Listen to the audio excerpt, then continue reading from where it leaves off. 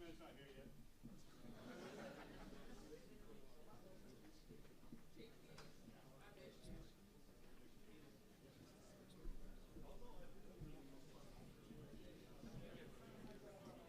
Don't ask.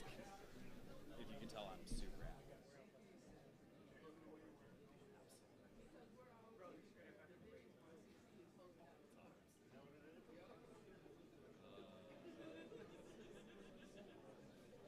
Hey, still plenty of vacancies. All these seats right here, Will. Actually, it's reserved for you.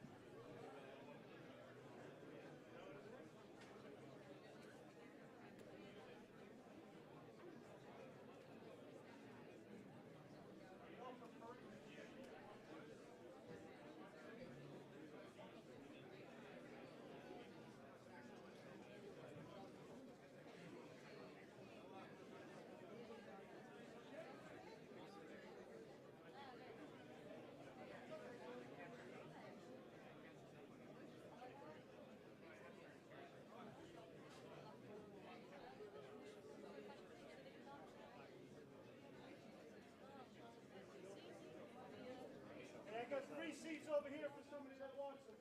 1, 2, 3. There's another one right there, 4.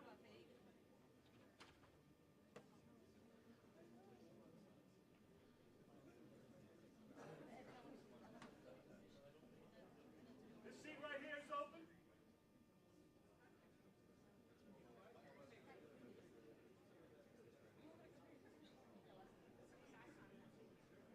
This one right here, another one. LT, did you want this one, sir? I need you to stand up in front and do the Air Force sign again, or?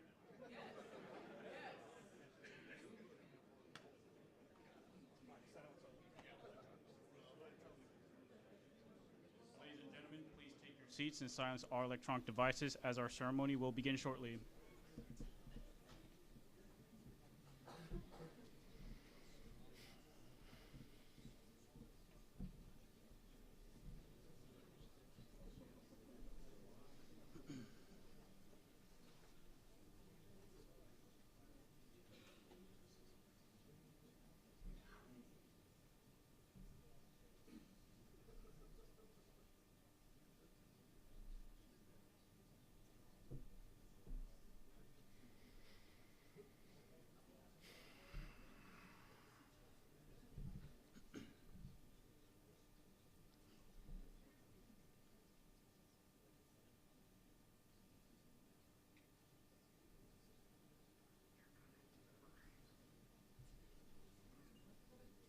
It's too late to back out now. Just lock my legs out, just in the middle. Just.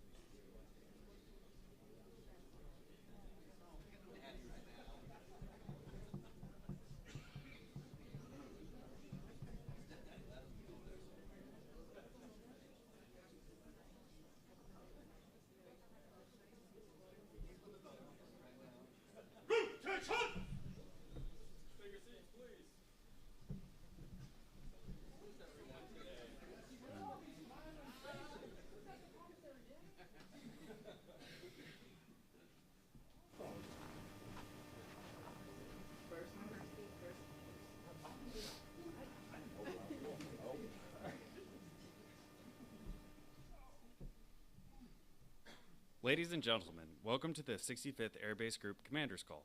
I am Staff Sergeant Nathan Janicki from the 65th Air Base Squadron, Operation Support Flight. And I am Senior Airman Mac Martinez from the 65th Air Base Squadron Security Forces Flight. Together, we will be your narrators for today's event. At this time, we would like to introduce the official party. Colonel Brian Hardiman, Commander 65th Air Base Group.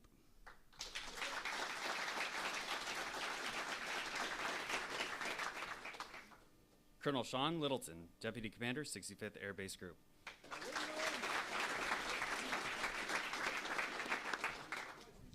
Chief Master Sergeant Matthew Peace, Senior Enlisted Leader, 65th Air Base Group.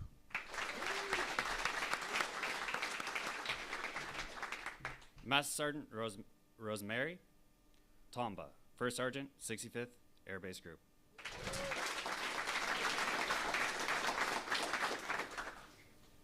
We would also like to recognize all of the commanders, directors, senior enlisted leaders, supervisors, and coworkers in attendance.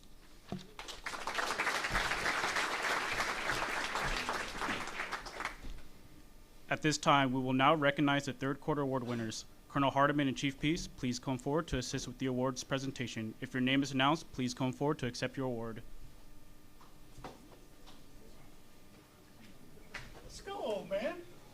The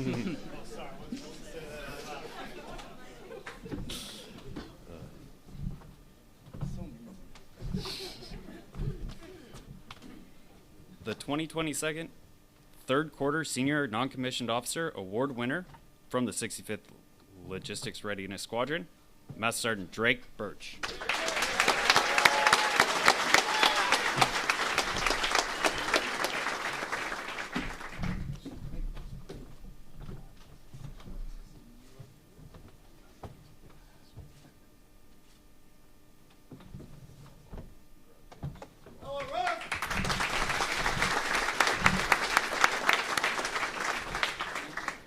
The 2022 third quarter Company Grade Officer Award winner from the 65th Air Base Group, Captain Thomas West.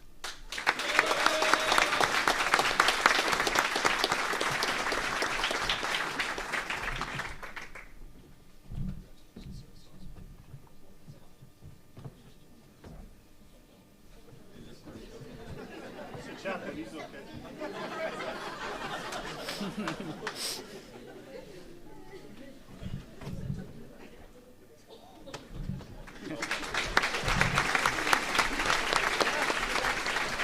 The 2022 third quarter Field Grade Officer Award winner from the 65th Air Base Squadron, Major Eric Gazzola.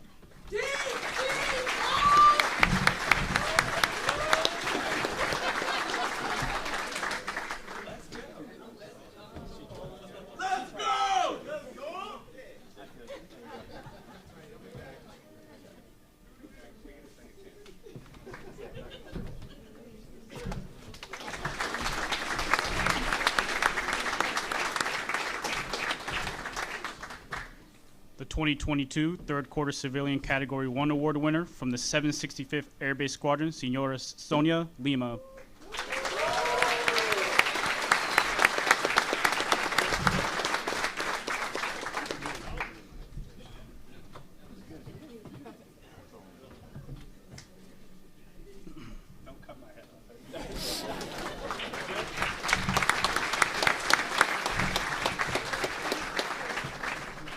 The 2022 third quarter Civilian Category 2 Non-Supervisory Award winner from the 65th Logistic Readiness Squadron, Senor Rui Amora.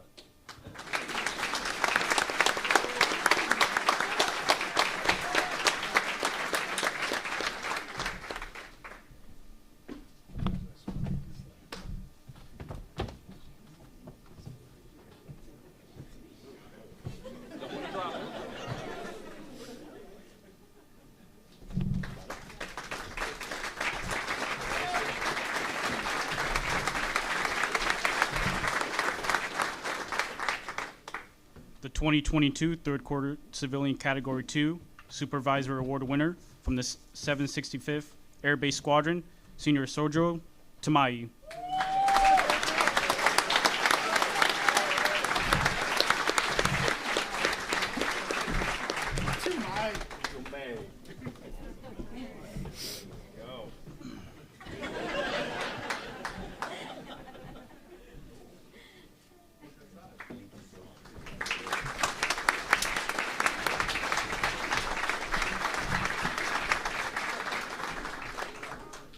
The 2022 third quarter Civilian Category 3 Award winner from the 765th Air Base Squadron, Senor Telmo Aguilar.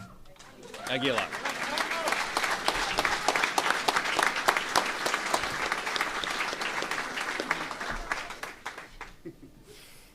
get it phonetically spelled up here, too. Yeah. It's hard.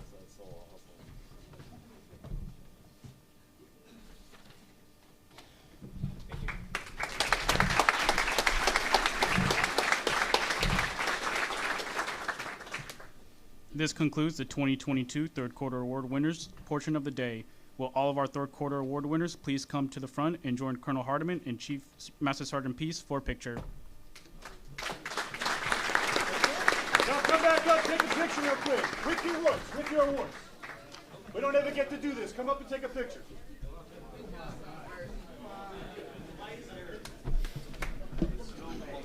Dome. Tuma, come on up. Taller people in the back. Taller people in the back. You are not taller. Okay, there you go. There you go. Go to the side. I want to make sure that all of you guys are in there. You go. Yep. Is that good? That good? This one?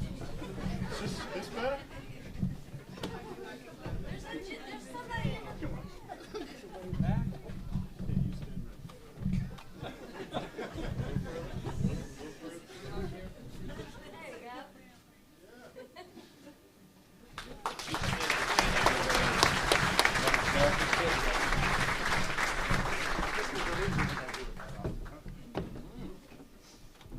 At this time, we will now recognize the fourth quarter award winner. If your name is announced, please come forward to accept your award. The 2022 fourth quarter Airman Award winner from the 65th Air Base Squadron, Senior Airman Christopher Tao. Let's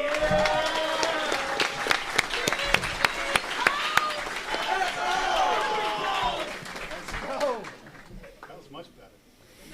Thank you. I worked hard on that.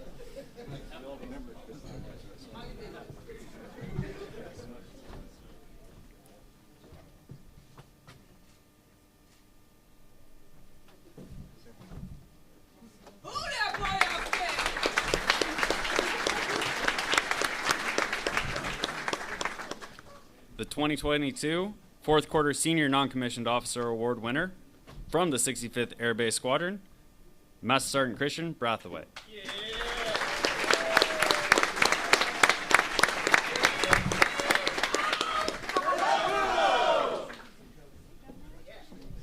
Hell yeah, brother!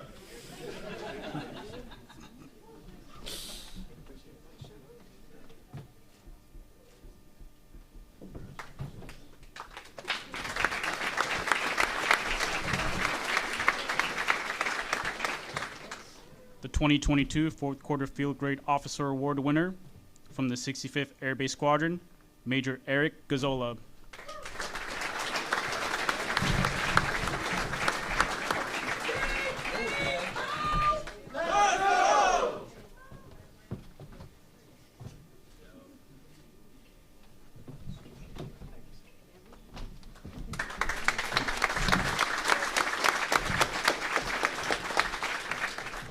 The 2022 fourth quarter Civilian Category 2 Non-Supervisory Award from the 765th Air Base Squadron, Senor Pedro Mendez.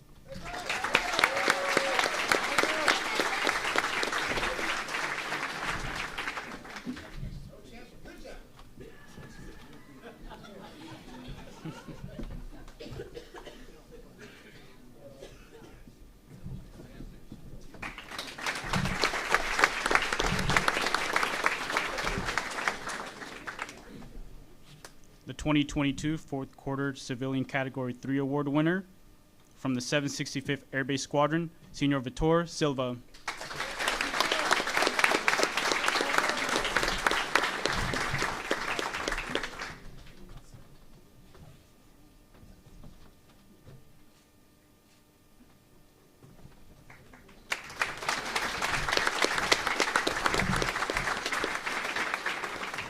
The 2022 fourth quarter Volunteer Award from the 65th Air Base Group, Staff Sergeant Nicholas Burton.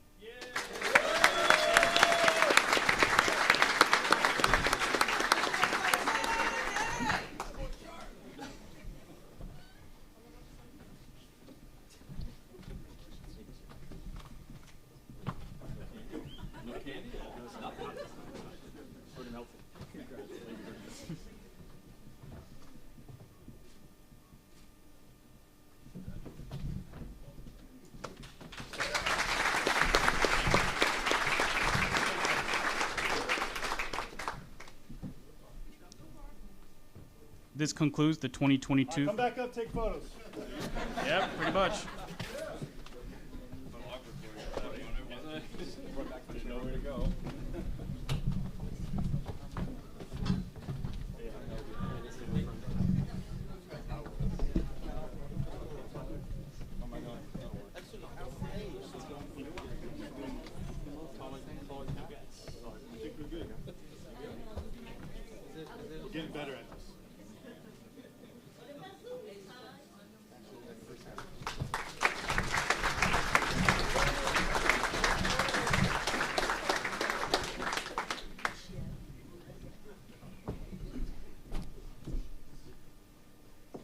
At this time, we would like to recognize our special recognition from Colonel Jen Whetstone, Senior Defense Official and Defense Attaché, U.S. Embassy Lisbon, Portugal, for their outstanding efforts. If your name is announced, please come forward to accept your coin.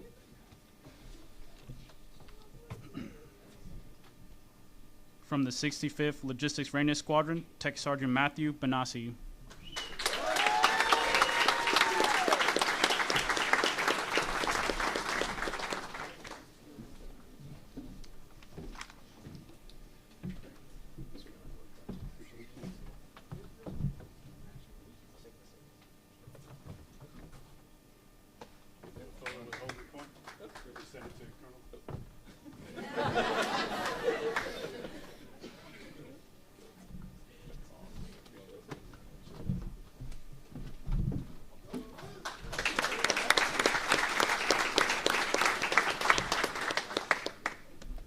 From the 65th Air Base Squadron, Captain Sean Hahn.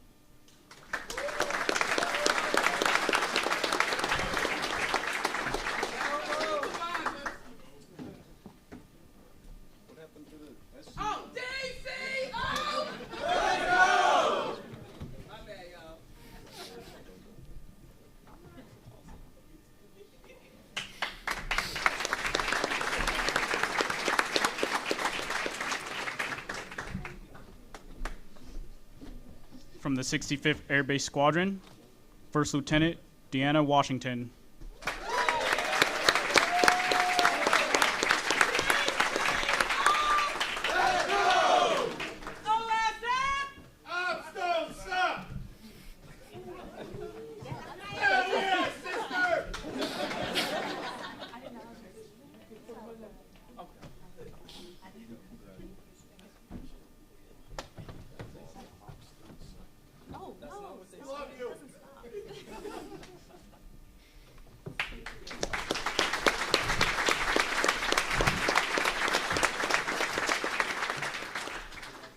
From the 765th Air Base Squadron, Senor Vitor Beberia.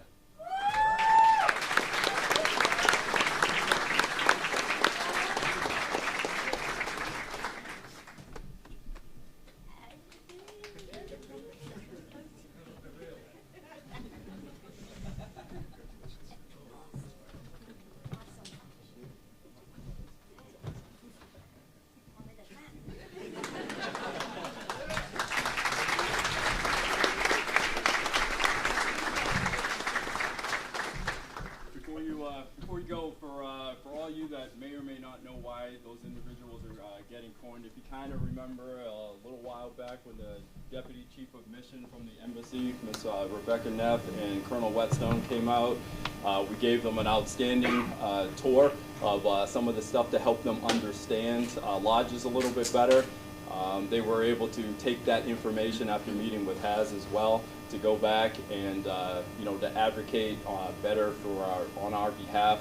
They went out to Site 3001. We took them up to Santa Rita. We took them to a whole variety of papers. So all the people that you just got coined were integral parts of putting that visit together. So just wanted a cage for like the new people in here. So awesome job by them all, and it was a highly successful visit for Lajes. So thank you.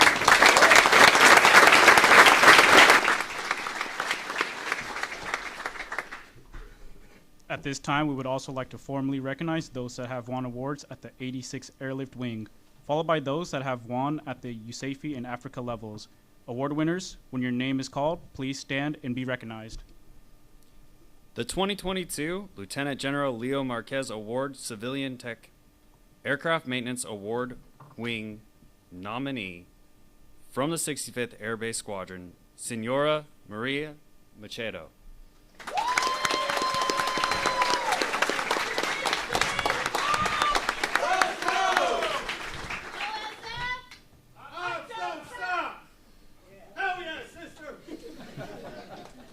The 2022 A6 Award, Air Force Information Dominance Awards, Cyberspace Outstanding Field Grade Officer, from the 65th Air Base Squadron, Major Eric Gazzola.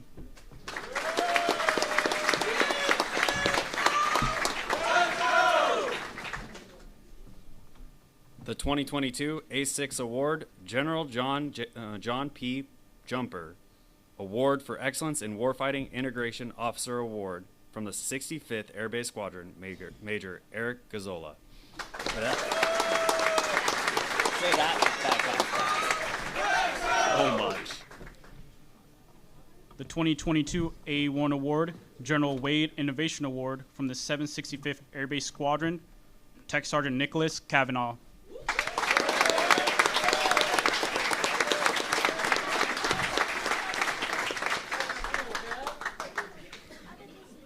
The 2022 A1 Award, Civilian Tech Supervisor of the Year Award from the 765th Air Base Squadron, Senora Teresa Silva.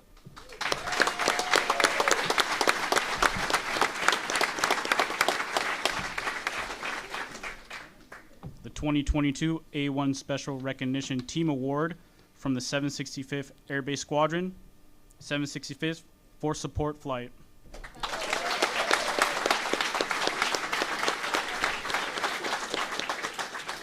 Yeah, there you go.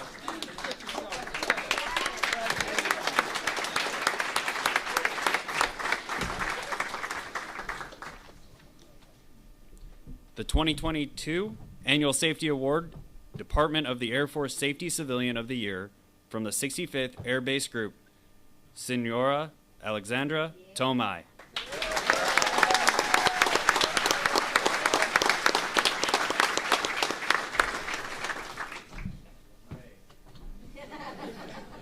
Thank you, Colonel Hardiman and Chief Peace.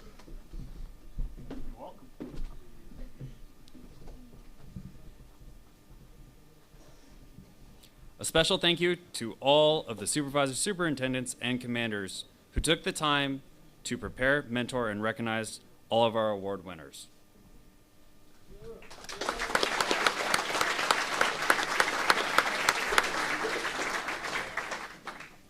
We would now like to invite Miss Diana up to the stage to provide our sapper brief.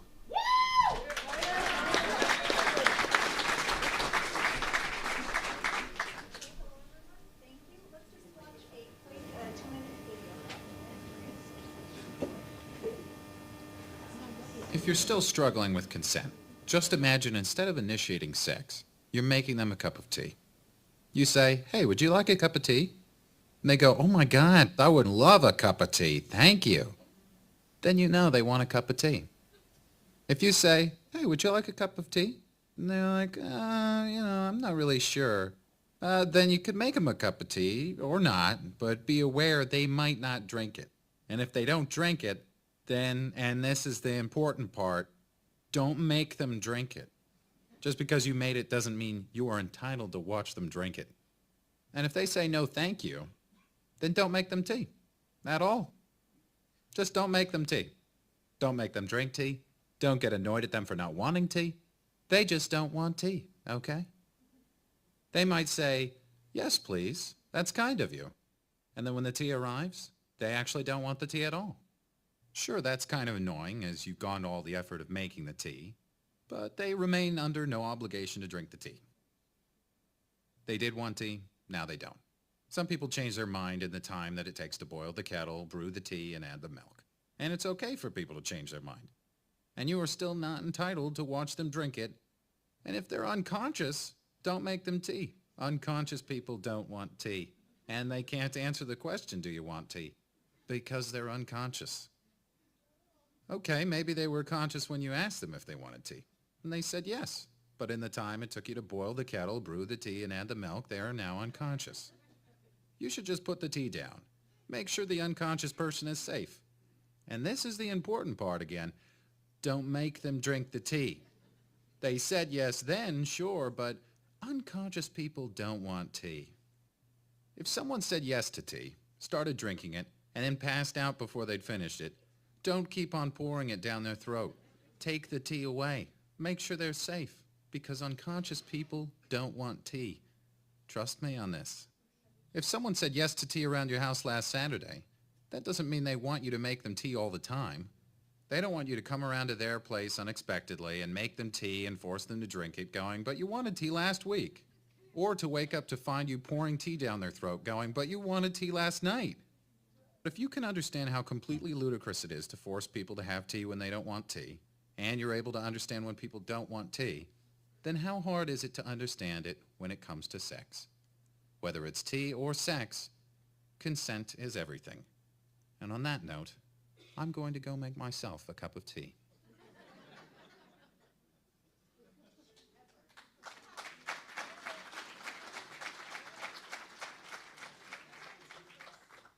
So I think it's pretty self-explanatory, and the main thing here with this video clip is just making sure that we're all aware that, microphone, Somalia saying I need a microphone. Make sure we're, hello? Okay, got it. Awesome. So the important part here is knowing that consent is pretty much everything in life today. And I would like to convert this over to the harassment today. And it's the same thing. So consent in sexual assault or harassment, whatever type of harassment is, it's the same exact thing. And an example, just like we saw in the video, if somebody goes around or somebody says a joke, and just because we laugh because somebody said something funny or commented something funny on Monday, doesn't mean that we want to listen to the same joke or to the same comment every day of the week. People have personal boundaries, and we have to respect each person's boundaries, and especially in today's society with all the cultural differences, more and more we need to know that we need to have the boundaries and we need to respect them. I'm going to give you a short example that happened many years ago, and now working in the SAPRA program, I get it, I understand. I was walking around talking to people, and I was with someone else who had just got to the base, and they were from a different culture, and we were greeted by someone who said, at the time I didn't really think it was an unpleasant joke, but thinking about it, it was more or less of an unpleasant joke. However, because I knew the person so well, I didn't take it negatively because I didn't see any harm, because I knew the person, we were from the same culture, I accepted it. However, the other person who was with me, they had a hard time with that. And from that point on until the whole time they were here, they pretty much, there was a lack of respect between them because they didn't, pretty much bottom line, they didn't respect each other. They said, commented funny things that they didn't understand. And I think the important note that I kind of wanted to let everybody know is, I know it's difficult at times, people come and go, but we need to know that we're here and we need to listen. If we have anything that we don't agree, I think the important thing a lot of the times is just to talk to someone about it and just to tell them it's okay to say, you know what you said I really didn't like because of this, and sometimes the other person won't accept it because if they said it, they didn't know why someone took it wrong. So the best thing is just talk it over, talk to someone if you can't, and if you need somebody else. That's why I'm here. I'm over at the chapel. You should all know where my office is at. I also work with Miss Juanita, our MFLAC, and Chaplain West, and please never suffer in silence. It's the worst thing that we can do. So know that our doors are open and we're always here to listen to you if you want to talk. Okay? Thank you.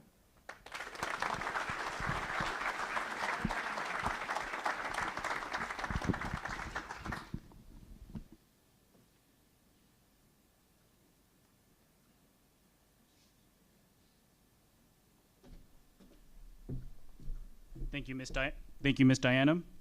Colonel Hardiman, the floor is yours.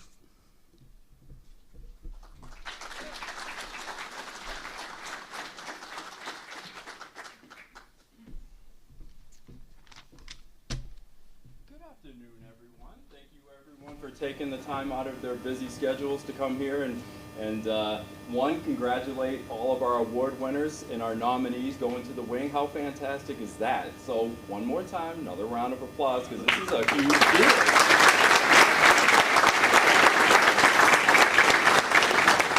The award winners absolutely show the hard work and dedication performed by all members of the 65th Peer-Based Group.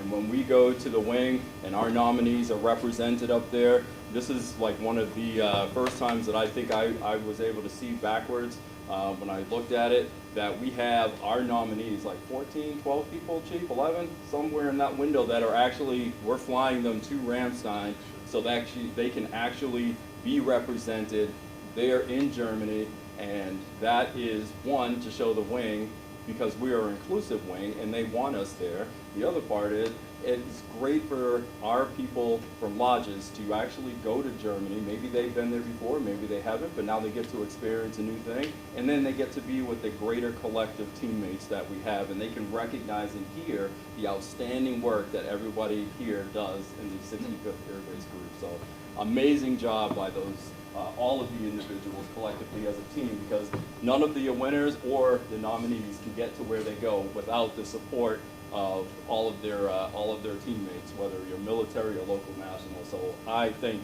you for giving them the way forward on how to be the best that they can be. So thank you for that. So next slide. So just a couple of topics I want to talk about. So just to piggyback on some of the comments that Ms. Diana mentioned. So some of you may have already seen the memo that I pumped out yesterday. Yesterday evening, that relates broad brushly over, just to help, reinforce standards as a reminder. Not saying that people here are having, that people don't know what the standard is, but just want to, it's a brand new year, so just want to set the expectation, my expectation, that, there's zero tolerance for any type of, sexual assault, sexual harassment, misconduct, unprofessional, workplace environments, you name the broad spectrum when it comes to that, and that's also the Air Force standard, which is zero tolerance as well. So just wanted to gauge, it's a brand new year, and it's good to have those expectations, set out there, that everybody, is on the same sheet of music, and people understand that what may be funny, like Ms. Diana said, what may be funny to some may not be, funny to another person, and what somebody's, cultural upbringing could be may not translate to making somebody feel comfortable or uncomfortable. So just everybody just keep that in mind, and we can have a fantastic professional work environment which enables our teammates to do everything they do. So next is, so one of the trends across the entire Air Base Group, so that's all the squadrons as well as in the GSA, is things that can be attributed to morale and stress. And what I mean by that is, for our military people, we're here, some are unaccompanied, you're away from your families, that's a stressor.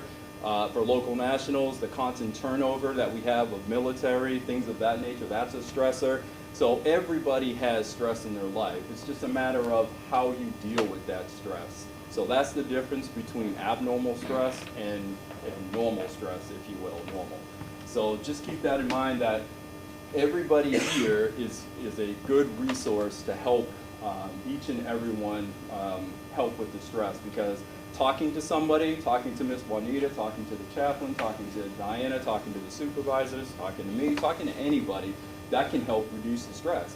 Because somebody who's been here, local national-wise, who's been here for a long time, they can help with that dealing of the constant turnover when somebody, maybe a newer person, is trying to deal with that. That can help mitigate that stress. And people like military, I think it's like 5 unaccompanied tours away from my family back, these last ones were back to back. So able to help with identify certain ways to to help mitigate that stress from the military. So just that broad brush, spectrum to help. So that is just one of the, some of the negative trends that was broad brush that I wanted to touch on, because we are in a fantastic location. So that in itself should make morale high. No matter what kind of a day I'm having, and I always try to have a great positive day, but I get to wake up and look out and I get to see the ocean. Like, that is, how amazing is that for people like you all who get to live in a location that is as beautiful as this, the culture that you all have, it's a fantastic. So right off the bat, when I open my eyes, one, I'm old. That's also a blessing right there because it beats the alternative, right? So I'm actually happy I actually woke up.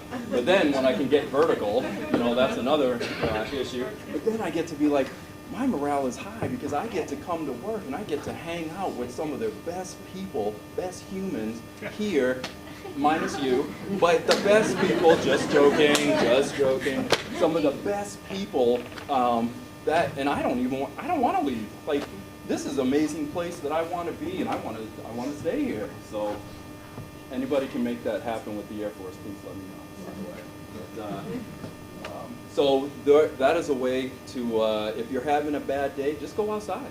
That's all you have to do. Go on a walk. And I guarantee you, probably just for, even if it's for a split second, your morale is definitely going to get higher. Because for me, when I leave here, I get to look, which is still a good morale boost, but I get to see the Pentagon. The Potomac River does not look like Lajes Field in the ocean that's out there. It's a way different flavor. So that's what I mean. So morale is going to be good. And again, just utilize your resources when it comes to the stress. We definitely understand, we definitely appreciate what you all do and taking, and definitely one, for the military folks, we appreciate what you do here that is enabled by your families. Because whether you're single, whether you're married, whether you have kids, don't have kids, somebody in your family has sacrificed, whether it's your parents or something, that you are away from, and now you have to work on those challenges to get there, whether it's FaceTime, setting up a schedule to do that, talking to the kids, getting up at 3 in the morning due to the time difference, whatever it is. And on the local national side, you're going to see people like me, your squadron commander. We're going to just, roll in. Some people could think, oh, it's just another 12 months military. They're just going to, stop and go, and they're going to go. And I can assure you for myself, and at least for the leadership team that I know, that is definitely not the case. And so those are the things that we can help get after. Which leads me into my next point to help alleviate some of that stress is 2-year accompanied assignments. I think some of you may or may not have heard some of that, so I just want to give you a quick broad brush on that. So a lot of heavy lifting has gone into 2-year accompanied assignments, and it's still working its way in the process.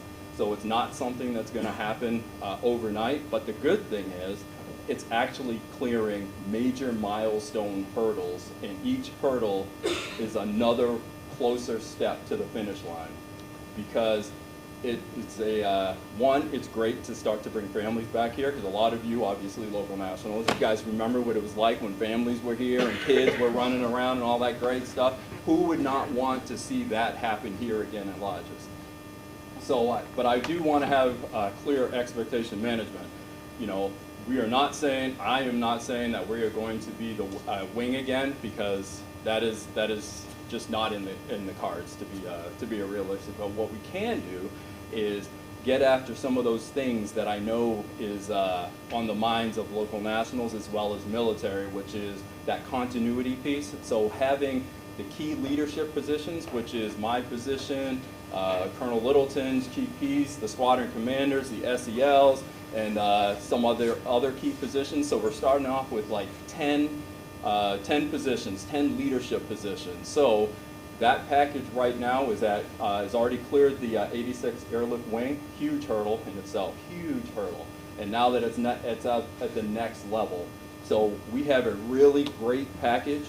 We did a lot of work in the background that some of you may know, some of you may not know, and greasing those skids to see where we can tighten up the package before we submitted it. So that is a great thing. It's going to obviously take care of that continuity piece. So all the squadron commanders and leadership, you'll actually have 24 months with them. And so that'll help take those initiatives that you guys are getting in the squadron and be able to continue to move that football down the field where you're not constantly resetting. Because even for us, I get it.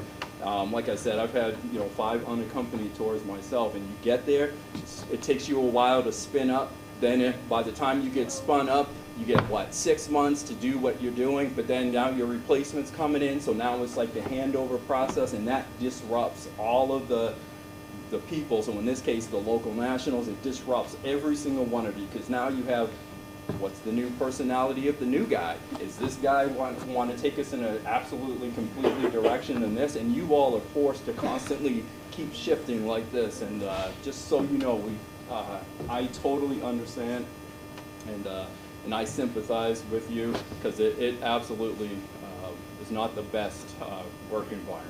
So with that, that is the 2-year continuity piece, which will help alleviate some stress, because now that particular stressor is removed. And from my personal opinion, 20's personal opinion, I'm taking that for a test drive. So say say it gets approved tomorrow, which it's not. It's absolutely not going to be approved officially tomorrow. But say that happens tomorrow, that's like a foot in the door. And you know, like they say, that joke, you know, possession's 9/10 of the law when it comes to certain things. Because now if we make that work and they see the validity in that and the execution of that, that gives more ammunition to the future me to sit there and be like, you know what, this worked. I need to try 2 more positions like that. Now I can take that out and be able to use the package that was already approved, change the justification to match, and now we do that. And then slowly, because again, it is going to be a slow process. Nothing in the Department of the Air Force moves fast in the staffing process, having just come from coming from the Pentagon. So inside of that, once that, which leads me to my next, the manpower study. So everybody knows on the manpower study there were 45 positions that were identified, which is a huge thing. That's 20 military, 25 local national. The huge hurdle in that is the manpower study was able to identify that we did, in fact, use, and these are my words, that we were cut too fast, too deep when it came to shutting down from a wing to a group. They just, you know, I like to use the analogy where, you know, you see in the cartoons, you got the table, and it's with the tablecloth, and you got the place settings, and then somebody comes up and they just kind of like rip it, and you see how many like cups and everything are still remaining on the table. You know, it's kind of like a very simplistic analogy, but the point being is they were tasked with something, they met their task, they had a short time frame to do it, and it caused a lot of ripples.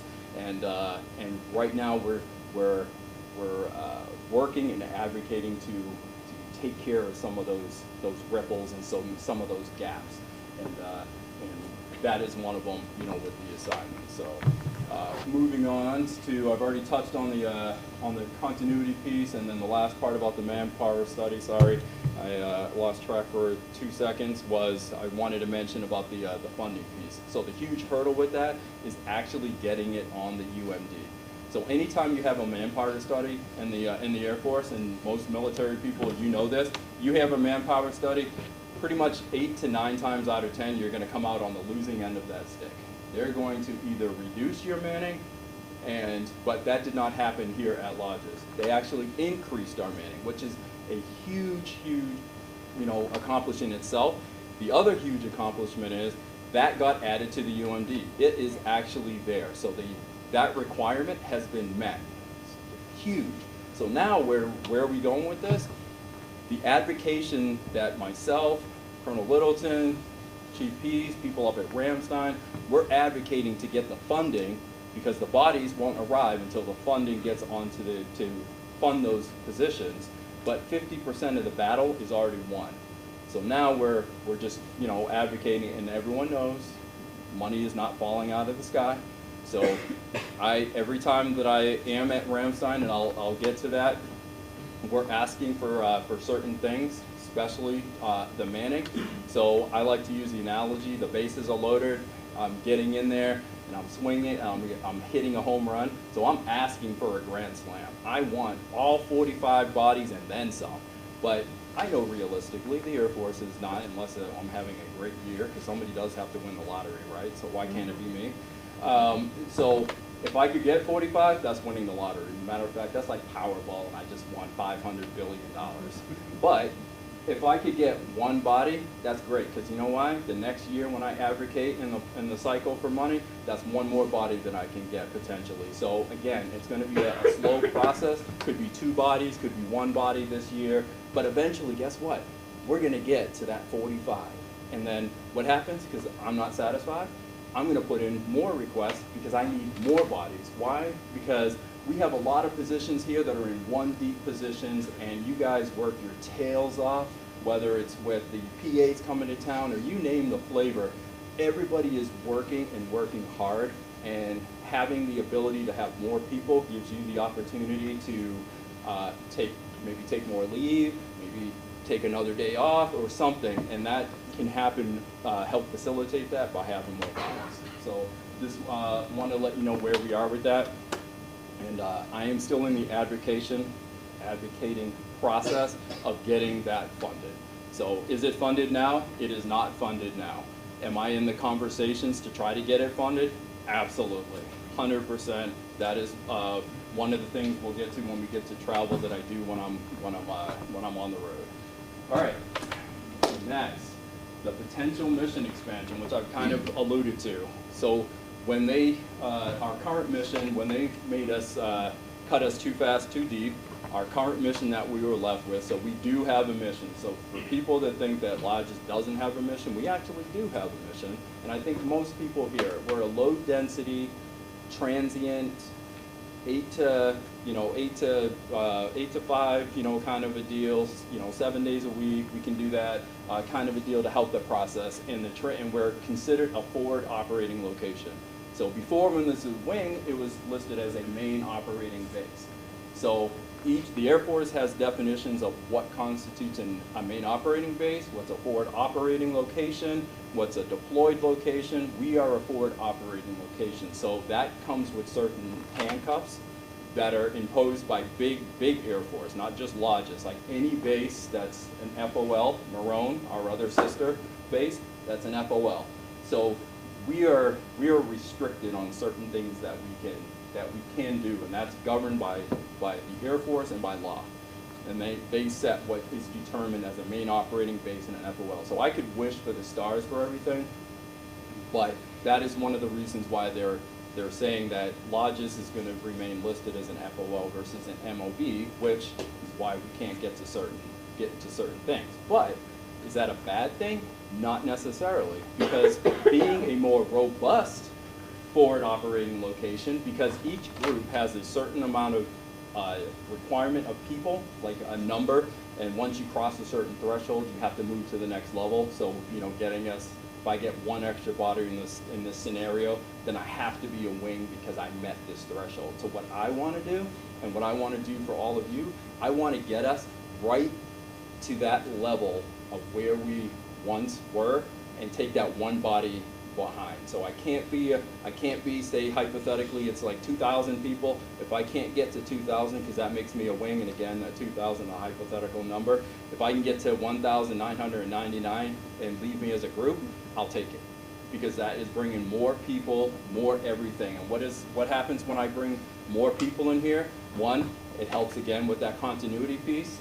The other part of it is it helps with the economy, because think of all that, more people, more families, because these would potentially, going along with the 2-year, if it works out well, now I get myself to company assignments. Now that's bringing in more kids. And I'll touch on something else that goes along with this. And again, this is the big picture. So don't think, again, this is not happening tomorrow. But this is now driving the local economy. So now that's more people. That's more people living on base. The base housing here does not belong to the United States Air Force anymore. So we're not going to occupy those houses. They're not ours anymore. But downtown, that's more for the real estate market, the rental market, you name it. So very great for the economy, the food, tour, you name it. That all goes with that, and it's obviously good for the base community as well. And the other part that I was going to touch on, we don't have a school on base, right? We don't have a CDC on base. We don't have anything like that. So, but think long, big picture.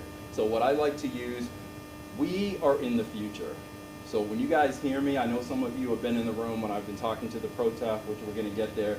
We collectively as Team 6-5, we are in the future. So when we are out there advocating and doing our things, I'm in 2030 with all of you. You guys are all with me in 2030. Why am I picking 2030?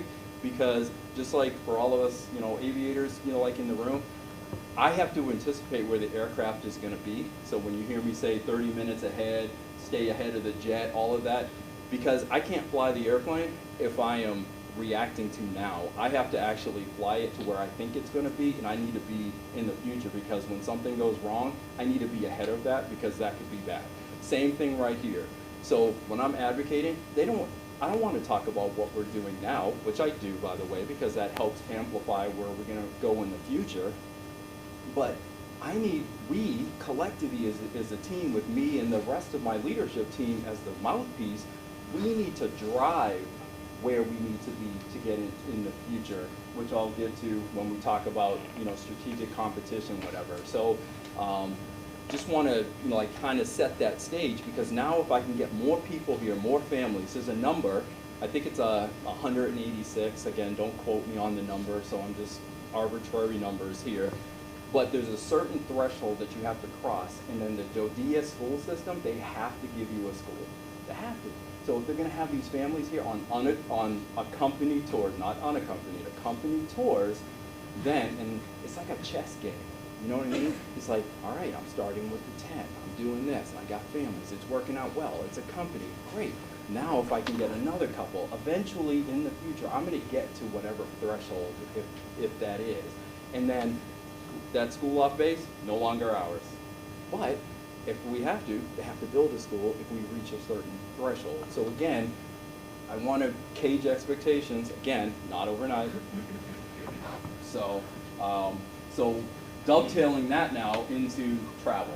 So yes, I am on the road a lot. Freely admit it. But I want you all to know that I am actually traveling for work. Could I do certain things from here? I could, but when you finish hearing what I have to say, you're going to be like, yeah, that's probably not a good idea to try to do that over a VTC. So with that is everything that I'm doing when I'm traveling, because I would love to be here, and everyone knows who travels a lot, and I've been flying for almost 36 years, and I have over 8,000 hours, and there's nothing like sleeping in your own bed, and living out of a suitcase, trust me. It gets old quick, but you got to do it for certain things, and you got to do it for your people, which is why I continue to do it. So what does that mean? When I'm up there for the enlisted and the officers, for the military side of the house, I'm there advocating for you guys at the strat board. So when you're at the strat board is where you go to advocate for people for their ranking amongst their peers up at the wing level. So when I'm at the wing and I'm sitting in the room, I'm better able to advocate with my peers. So there's 7 group commanders in the 86th Airlift Wing. I am one. So I am able to advocate and I'll just leave it at advocate for the people of the 65th Air Base Group. Way much harder when you're not reading body language, when you're not being able to get your counter thoughts. How many times have you ever been on a VTC and sometimes they actually forget that you're actually on the VTC? I know that's happened to everybody. Can you imagine if I'm trying to advocate for a master sergeant to get a wing strat and they kind of like forget that I'm actually there? So that's what I mean. And we have done very well when it comes to the strat boards. Very well for the enlisted, and that is from in-person advocation for that. For the local nationals, when I go there, I'm talking to A1, talking to the civilian personnel office. I'm talking about lining up my talking points. Most of you know that I go to SBC, things like that. I have a speaking role at SBC. I am advocating for a lot of things that a lot of people in this room don't even realize what's actually happening behind the scenes. Some of those things, adjustment of the pay tables, we need more of X, Y, and Z. I can laundry list a lot of the things, but the bottom line is I am advocating in person for the betterment of the collective audience that we have, here in this room, and the people who are the continuity. Because let's be frank, the military is not the continuity. You guys are the continuity. So if I can enable you with everything that you need to execute the mission, whether that's more pay, which I 100% from 20's perspective, again, I'm a nobody when it comes to certain things, but I would love to, if I could broad brush and redo the pay tables right now, 100% I would, but that's way higher than me. So those are the things that I'm advocating for you, which goes into keeping my pulse on the group. So even though I'm away, I want you all to know that I'm actually still keeping up with what's happening at the group. I'm always talking to my leadership several times a day. If I have questions when I'm actually in these meetings, I can step out or I can text whoever. So all of that advocation. So I just don't want anybody to think that I'm asleep at the wheel for a lot of the stuff that's happening. And then getting to some of the rumors. I've heard a collective of rumors. I'm not going to get into each and every one of them. I just want to dispel some of the big ones right now. The group is not relocating. I have had people come up, so to be transparent, there was talk about the group going to, whether it's Germany, whether it's going to Spain, whether it's going somewhere else, but again, that was just talk, and that talk is not going anywhere, so that's why I'm dispelling the rumor. The 65th Air Base group is staying at Lajes. It's not going anywhere. All right? The other part is I've also heard the reason why I'm traveling a lot is because I'm advocating to take the group to another location. 100%, that's not even in the same universe. Never once have I ever said that to anybody, nor will I ever say that to anybody, because why? The 65th Air Base group needs to be here at Lajes Field. The last one, Lajes is not closing, 100% not closing. The base is not closing. So anytime you hear anybody talking about these rumors, Lajes is not closing. And the other one, there's talk about, hey, we're going to have a RIF, are we having a buyout, are we going to let the older force go so they can retire and have the younger generation come in? Not happening.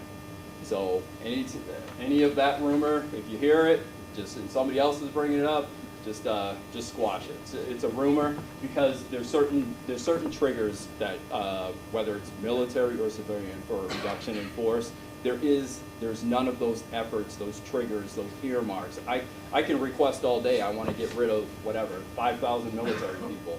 It doesn't meet the triggers for what's happening. So that's where a reduction in force is not on the cards for Lajes Field. There's none of those triggers that are criteria that would need to be met for Lajes Field. So that's why I say it's dead. It's not happening. So that's it. All right, as far as our mission here at Lajes going into the, before I get into the 86 Airlift Wing's new mission and vision statement, is hours. So I already alluded to you guys earlier where it was just like, hey, we're a low density, where we are going now. But strategic competition is a huge thing. I love to read about China. I study, China, and there's a reason, for it, because like I said, we all as a group, we're in 2030, and I have to be there, because why? Our pacing challenge, we have two, the number one being China, number two is Russia, but their footprint is growing, it's expanding, you can see what they're doing. So how does that relate to Lajes, to bring it home for you, to see where the direction is going? We are in a great high ground of the North Atlantic. So China right now has a port in Africa, by Djibouti. They want to build an Atlantic fleet. So you would think, hey, okay, but they're a Pacific country, don't forget now. So now, if they have an Atlantic fleet, they're kind of like telegraphing, they want to put that on the northwestern side of Africa. So what is on the northwestern side of Africa when you look at the North Atlantic? The Azores.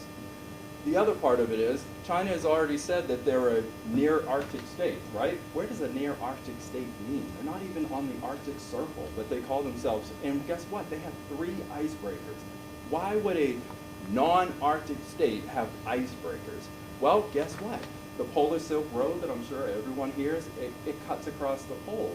And when you look at a map, so now we're in the North Atlantic, you have Iceland, you have Greenland, you have that gap that goes in between from the Arctic. So what happens when they come across the Polar Silk Road, which they want to because of their Atlantic fleet, what happens when they go south in the Atlantic fleet? Right there, the Azores. So there's a lot of strategicness that's going on, and if we don't fly the aircraft in the direction that we need to, we have to be proactive, which is, like I said, we're flying the aircraft, and like any pilot will tell you, you can't be reactive, you gotta be proactive when you do this. We are being proactive here as a team, 6-5, to get after the strategic competition to stay ahead of our pacing challenge, because they're doing what they're doing and everybody can see it. The latest thing that just happened, how many people have not heard about a civilian, for research purposes only, balloons that were flying across the United States, in our northern tier bases? Those weren't strategic, weather balloons, as they like to say. Why? That balloon is 200 feet tall. If you didn't, if you guys, 200 feet in, total diameter and length when you got it. And then the bottom, the basket, or whatever the payload, what I'm call, it was like the equivalent of 3 buses. I'm not making this up. You can making this up. You can look on, Google it. 3 45-pack buses for our LRS fans. That's a big payload for a lot, to be a weather balloon and some other stuff. Oh, and coincidentally, guess what? There's another one in Latin America and everything. So they are doing all kinds of things, and if we stay stagnant and just deal with the status quo, we're going to be behind. And what happens when we're behind? Look at history and certain things where we as a U.S. were a little behind the jet, we'll say. One example, World War II. Hey, those are just airplanes that are coming that are going to California, Pearl Harbor, Fast forward to here, 2001. Oh, we kind of knew that they were training inside flight schools and all this kind of stuff and everything. Oh, nothing to see here. Oh gosh, the Twin Towers just went down in New York City. You know what I mean? So that's what I mean. We have a job here, and it's to execute the mission. And make no doubt about it, 100% I am going to execute the mission, because one, I do not want to fail. And when I say I mean collectively, the United States Air Force, Portugal, that whole umbrella, we're not gonna fail, because we have one of the best strategic platforms out there, which is that runway that our firefighters defend when it comes to fighting fires, and our defenders who are taking that weapon system to make sure it's safe. All of those things. Why? We have 46% of the entire fuel capacity in all of USAFE. 46%, that's huge. When it comes to ramp space, we have over 21% of the entire ramp space in all of USAFE. That's a lot of ramp. That means I can park a lot of aircraft or whatever. So where am I going with that? We are looking at, with the protest, of being a non-combat BTF, Bomber Task Force location. So what that is going to bring a whole bunch of various things here. Non-combat, so that means we're not going to bring nukes to here. So if anybody starts having rumors of bombers and nuclear weapons, there are 0 nuclear weapons ever. I can honestly, confidently say ever will ever be here at Lajes Field, ever. You know what I mean? So just to throw that out there. So that is the direction that we're going. And these protests that are coming, these are people who are analyzing all of this mission capability. So all of that traveling that myself, the chief, and others are doing to get after strategic competition, because I want to be the loudest kid in the room. So everyone remembers, like I remember when my kids were loud, they're banging these things, and your attention goes to them. I want to be that squeaky wheel who is, where they finally tell 20 to shut up and go sit down. I want to be that guy. Why? Because the attention is rightfully so back at Lajes Field. When that attention is rightfully so at Lajes Field, that is going to help in the advocation for getting more bodies in here, getting everything here. Each time the ProTAF has come in here, that has increased our bodies. The one that just left ProTAF 3, they bring a manpower people. They're not obligated to give us. They can take it away. Each time they have come back here, based off of where Lajes is going, they have given us more people. 3, I think, in this last bout or something. And the next ProTAF is coming in June. So, tying that all together, now you all can see where the direction of Lajes is going, what the expectation is. So my expectation is we're going to execute the mission 100%. It's a no-fail mission. And the other part of that, while we're executing the mission, we have to take care of our people. So we're going to invest in our people. That is going to be, whether it's the continuity piece, professional development, you name it. And professional development goes to local nationals as well. I'm not just talking about us. When we have the money and the resources, I wholeheartedly support squadron commanders finding those developmental opportunities for local nationals to go to training courses, to keep current on all of your stuff. Once those finances there and it's in line with your squadron commander spend plans and all that stuff, they manage their own squadron budgets, I support that. And the last part of that is, of the expectations, is obviously being good teammates with our host nation partners, because I already alluded to it. I can't do, we can't do, the Air Force can't do, all of us can't do what we would like to do and need to do without the support of our local national teammates. So, and that also goes for the Portuguese Air Force as well as the local nationals working for the 65th Air Base Group. We're one team and we have one job to execute. And however we can enable the Portuguese SAR mission, 100% want to support that, because that hot pit initiative that some of you may or may not have heard about, of getting that helicopter turned as fast as possible to go get more bodies, that's a win for everybody. Why wouldn't you want to go save lives? So 100% want to enable the Portuguese Air Force to go out there and execute their mission and do what they need to do. If I didn't, I wouldn't be a good teammate, and I pride myself in being a good teammate. So next, go to the next slide real quick. So the old mission statement for the 86th Airlift Wing was to build airmen, project power, and support partners. Next, build it. So now the new one is defend U.S. interests, project power, and enable the gateway. So everything that we're doing here at Lajes obviously meets the intent. I know it says defend U.S. interests, but U.S. interests is, think of that as like an umbrella word, because we're U.S. people here at Lajes, so the U.S. interest would be how we operate the 65th Air Base Group. So I don't want you to think that wording is just me, we only care about the United States. That is not true, and you'll see that on the subsequent slide. So this is my boss's, which is our collective boss, Brigadier General Jones's mission statement on how we're getting out. And enable the gateway, we are part of that gateway. The gateway is the gateway to Europe. So all of that stuff, so the transient C-17s, KC-10s, all those things, well, they're retired now, but all those ones passing through here is part of that European strategic gateway. Next slide. So old vision, adapt airmen, ready to execute. Everyone's seen that. It's on the bottom of our staff meeting slides, things like that. Next. So now, the new vision, adapt airmen, agile team, and ready to execute. Because adaptive airmen, everyone's heard, we have to get after agile combat employment, ACE. So the way to do that is by having adaptive airmen. Adaptive airmen translates into multi-capable airmen. We have to continue to do more with less, taking those AFSCs that have that extra bandwidth, training them up on something else so they can help execute, because some of those bodies just may or may not come in time. So we need multi-capable airmen. All of those airmen blending together equals what? A team.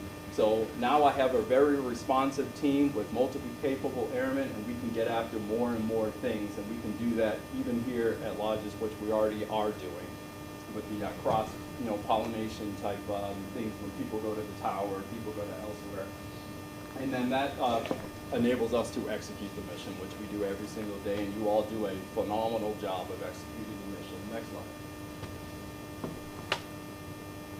And like I already talked about, those missions, so we're going to execute for today, we're going to be ready for the future, and we're going to get after that, and those are the type of ways to do that, but I can't for our mission, and General Jones can't for his mission, which is our mission, is we can't do that without the people, and without people, we have to invest in our local nationals, we have to invest in our military members, and as well as, get after those improvements. None of that, again, can be done without our host nation partners here at Lajes, and for our teammates that are part of the 65th Air Base Group at Marone, the 496th Air Base Squadron, our Spanish teammates. So, and all that builds into what Ms. Diana said, the memo that I sent, all of that ties into having a culture of respect. So everybody gets the point, no need to harp on that. Awesome. So go back 2-3 slides. Just want to tie it off now, and I promise I'll be done. I'm trying to respect y'all's time to get back out there. And is feedback. I love the group feedback that you all in this room, if any of you are the people who are using it in this room, providing me feedback. I welcome the feedback. I'm an operator, so I welcome spears. I've been in some pretty brutal debriefs and everything in my flying career and stuff like that. So I got thick skin, so I can take it. And if I made a mistake, I'll be the first person to own the mistake. I'm not going to quibble about it. I'm not going to lie about it. I'm going to be transparent on why I had the best decision collective of information on why I made a particular decision. And then as a commander, I have to make a decision. I have, so I get it. I'm not going to make everybody in this room happy. There's no way anybody can make everybody happy. Somebody is always going to feel. But please know that myself, as well as my teammates and my squadron commanders, SELs, you name it, supervisors, we all make the best decisions we can with the information that we have, and we are doing it for the betterment of the team. Will we make mistakes? Of course, everybody makes mistakes. Hindsight is always 20/20. A lot of people can say from the cheap seats, "Oh, I wouldn't do that." Well, trust me, it's a lot dynamic when you're the actual person in the hot seat, responsible for 1,200 people, 2 different locations that are geographically separated, one in another country. So just using me as an example. Every decision that I make gets scrutinized by somebody. So think about that stress and that. But I have great teammates. I got great people that I can rely on to do these kind of things. Everyone but Chief Pease, by the way. Just joking, just joking. So anyways, to wrap it up, go ahead and use that feedback tool. Just remember, you have Article 86 is available, supervisors for military as well as for the civilians and local nationals. Remember, there's the EO office, there's always the IG. People are scared of the IG, per se. I'm not, because again, I'll own it. So if there's an IG complaint, so be it, and we'll go through the process with and I welcome people to exercise those tools. Hopefully, before anybody gets to certain things, you give the person, depending on what it is, of course, it's very subjective, that if you have a problem with somebody or whatever, that you let the person know that you have a problem, because maybe you can resolve it at the lowest level. That's what the chain of command is for, whether it's any of these organizations. Because if I'm making Chief Pease, mad, and he tells me, hey, I don't like how you, whatever, put sticky notes around your desk, and I wish you would do it differently. If he tells me that, maybe, perhaps, I'll move my sticky notes. Probably not, but maybe, But, that could resolve the issue right there, bottom line. And then, you got the defenders, depending on what it be. You have your squadron commanders and SELs who are great. They go through some of the same training that I go through for certain things, and then we get, obviously, the higher you go up, you keep doing the same training for at different levels with different things. So, again, exercise those feedback tools and go forward 4 slides. The slide that you all have been waiting for.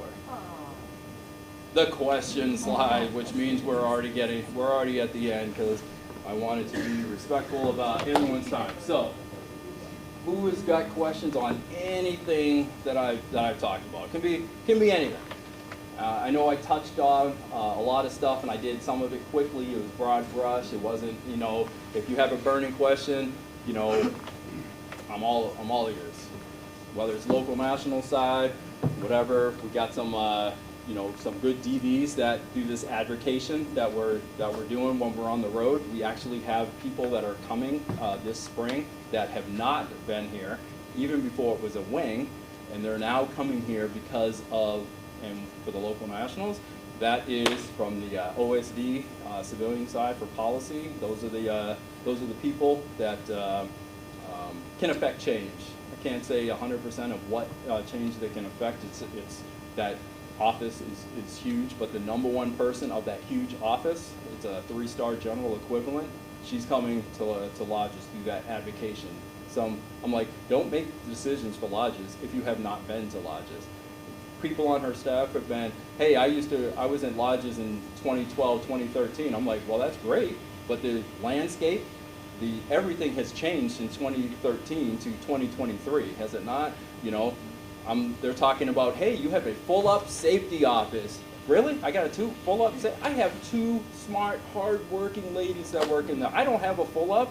You know, they're triple, quadruple, you know, headed. So it's like, don't make decisions for something that you don't know anything about. And the only way for you to do that is, one, listen to me. But you know what? I don't want you to listen to me. I want you to actually come. I want you to see with your own eyes. So that'll change the entire site picture. So that's another thing that I do when I'm out advocating. I'm like, anybody and everybody, come on down to Lajes and see the goodness of what we have here. Questions? Really? Military? Nobody has questions, huh? Nobody? I find that hard to believe. I have a question, sir. Oh, What's taking you so long with the manpower study? We've been hearing about this manpower study for 2 years. What's the holdup? the holdup is it's not the advocation, it's getting it funded, as I alluded to. You compete priority-wise, you know, with other things on the integrated priority list with that pot of money.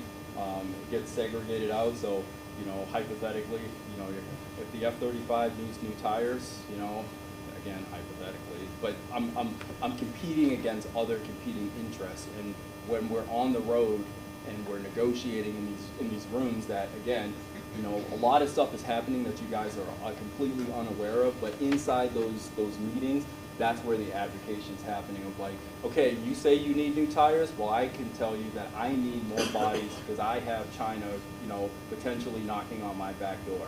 So I need to do this. You already have tires. I don't have any tires, and I need tires. You know, so that's it. Does that answer your question, Chief? Yes, sir. In your best estimate, what would you think is a timeline for that?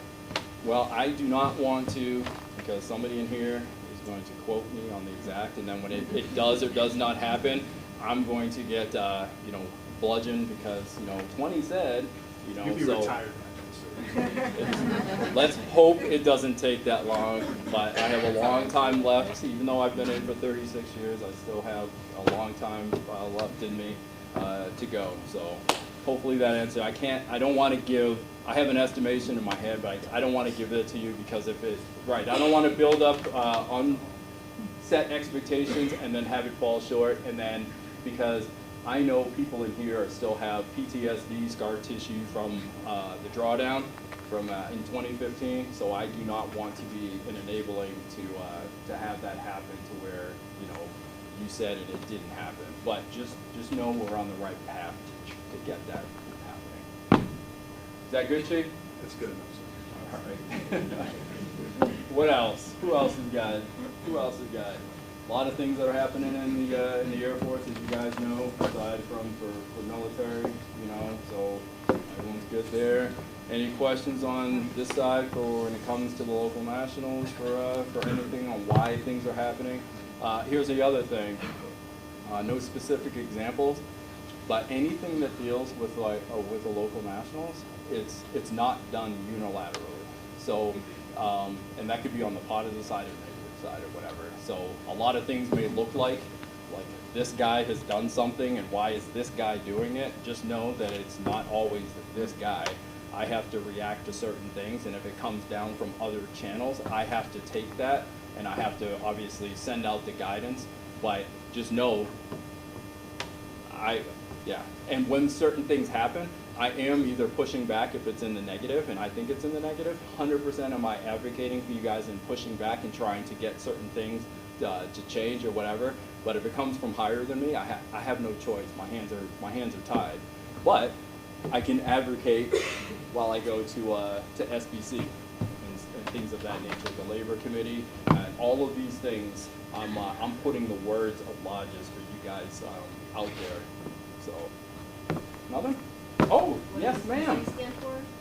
Sorry, Standing Bilateral Commission. So they happen every 6 months, and it alternates between Portugal and the U.S. So I just attended the one in December, and it was in Lisbon, and it's with the Portuguese side as well as the U.S. and the high levels of the Portuguese side. When I'm saying The Portugal ambassador is in the room. The people from all of the heads of the committees, the vice president of the regional government is in there. Like, these are, when we're at these commissions and we're advocating, like the speech that I gave, Selena was there.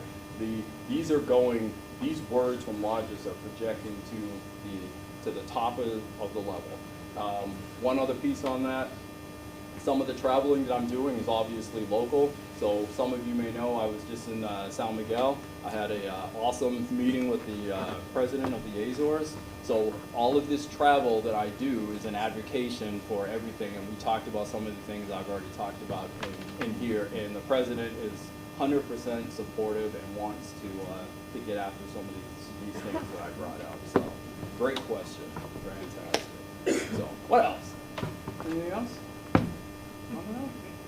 Christina with a K, do you have no question? No question. All right. Well then, if there are no questions, I don't want to take this longer for anybody.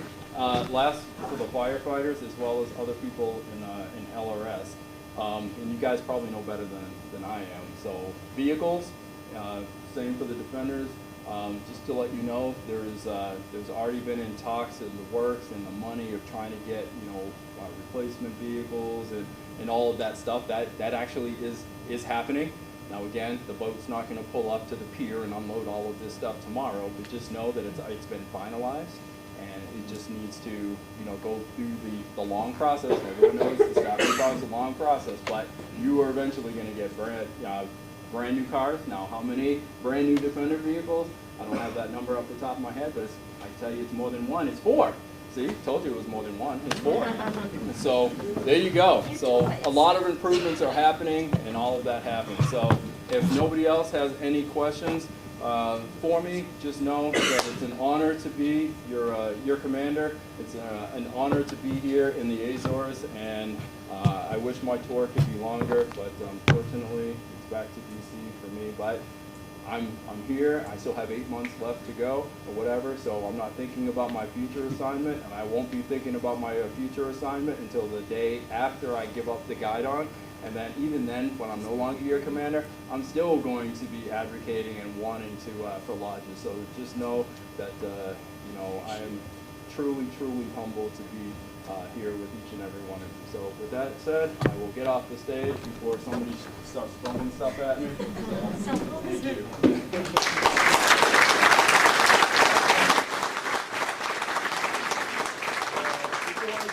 Sorry, Chief, do you have anything? No, sir. Don, do you have anything? Okay. It's too late. Sorry. See? Don't make a decision that everyone likes. Sorry, Chief. Thank you, Colonel Hardeman.